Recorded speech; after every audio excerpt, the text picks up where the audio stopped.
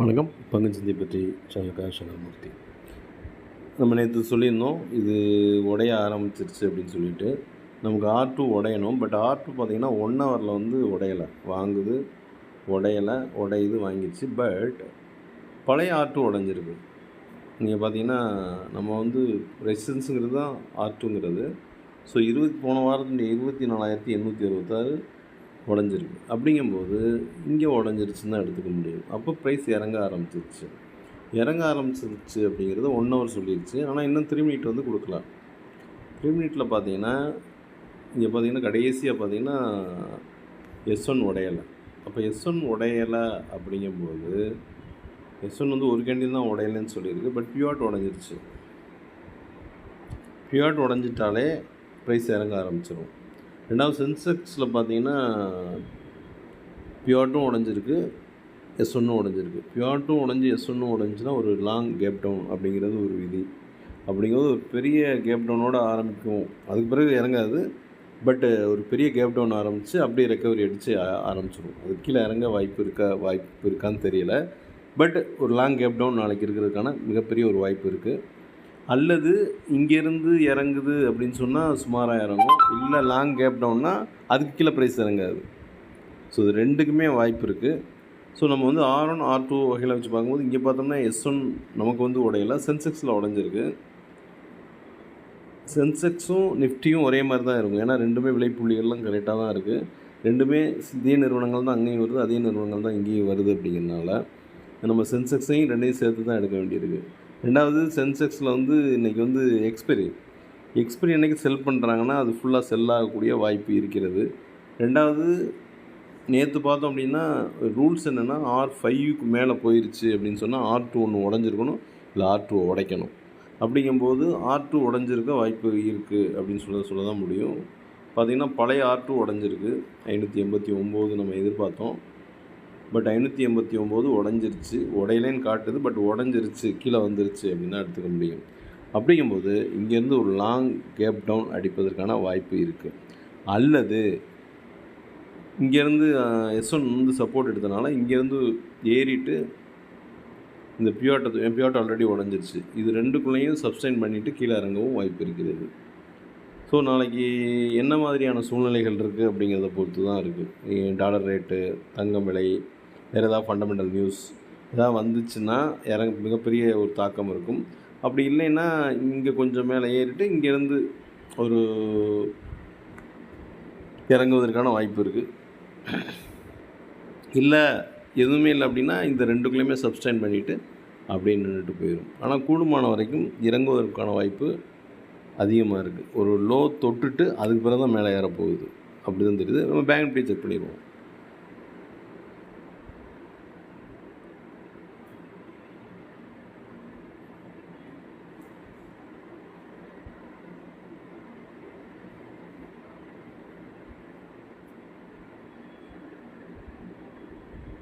Bank Nifty என்ன பண்ணியிருக்கு அப்படின்னா அதே தான், பியூட்டை உடச்சிருக்கு.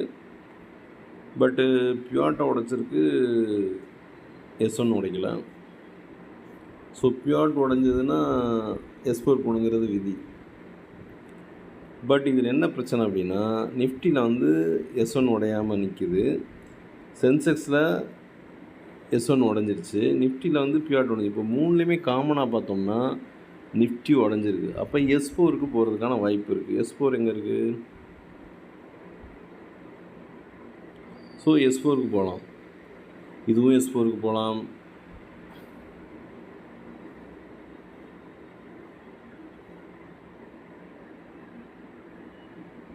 நிஃப்டியும் S4க்கு போகலாம்.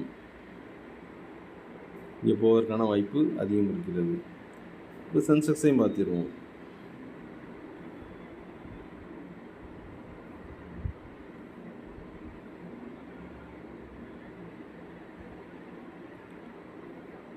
சென்செக்ஸ் பார்த்திங்கன்னா பியூட்டும் உடஞ்சிருக்கு, S1 உடைச்சிருக்கு. இவங்களுடைய S4 எங்கே இருக்குன்னு பார்ப்போம். ஸோ இவங்களும் S4க்கு போவதற்கான வாய்ப்புகள் நிறைய இருக்குது. S4 வந்து உடச்சிருச்சு, S5 போயிடுச்சுன்னா அதுக்கு கீழே இறங்கும். S4 மட்டும் நம்ம சொல்ல முடியாது. S4 போயிட்டு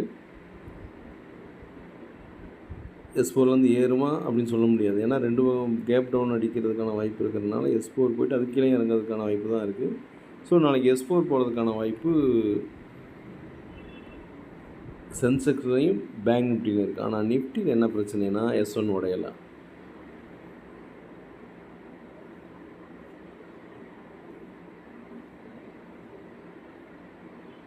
அது சப்ஸ்டைன் பண்ணுது. அப்போ ஒன்று சப்ஸ்டைன் பண்ணணும், இல்லை பெரிய செல்லிங் நடந்திருக்கா அப்படின்னு தெரியலை. ஏன்னா பெரிய செல்லிங் நடந்தாலும் இது உடைக்காத மாதிரி காட்டிடுவாங்க. இது உடையலைன்னு நம்ம எடுத்துக்க முடியாது. ஏன்னா சிபிஆருடைய பாட்டம் சிபிஆர் இருக்கு இல்லைங்களா, இது உடஞ்சிருச்சுனாலும் S1 உடஞ்சதுக்கான சமம். இது பாட்டம் சிபிஆர் தெரிஞ்சிருக்கும் உங்களுக்கு, ஜெரோதாவில் இருக்கும். இப்போ ஜெரோதாவில் பார்ப்போம்.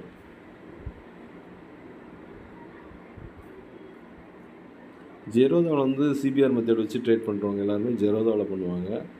அவங்க ஒரு இவங்க மாதிரி ட்ரேடிங் வியூ மாதிரியான ஒரு விஷயம் இருக்காது. இவங்க பொதுவாக எடுத்திருப்பாங்க. நீங்கள் ஜெரோதாவில் சிபிஆர் போட்டுக்கிட்டு பார்த்தீங்கன்னா தெரியும். அது சிபிஆர் என்னவா எடுத்துக்கிறாங்க அப்படின்னு சொன்னீங்கன்னா அதையும் S1 தான் எடுத்துக்கிடுவாங்க. இது உடஞ்சாலே S1 உடஞ்சதுக்கு சமம். ஆனால் S1 ஃபஸ்ட்டு பார்த்தீங்கன்னா உடையலை, வாங்குது. ஆனால் உடையலை அப்படின்ன பிறகு இந்த 24,621 24,621 உடையலை. அடுத்த கேண்டில் உடஞ்சிருக்கணும். ஆனால் அது கீழே ப்ரைஸ் இறங்கிடுச்சு. உடையலை, உடையாதுங்கிறது தான். அப்போ S1 உடஞ்சிருச்சுன்னு தான் சிபிஆர் மெத்தடில் நம்ம தெரிஞ்சுக்கலாம். அப்போ இதுவுமே உடஞ்சிருச்சு. அப்போ ரெண்டுமே உடஞ்சிருச்சுன்னா ஒரு மிகப்பெரிய ஒரு கேப் டவுன் போகுங்கிறது விதி. அல்லது S4க்கு போய் நிற்கும்.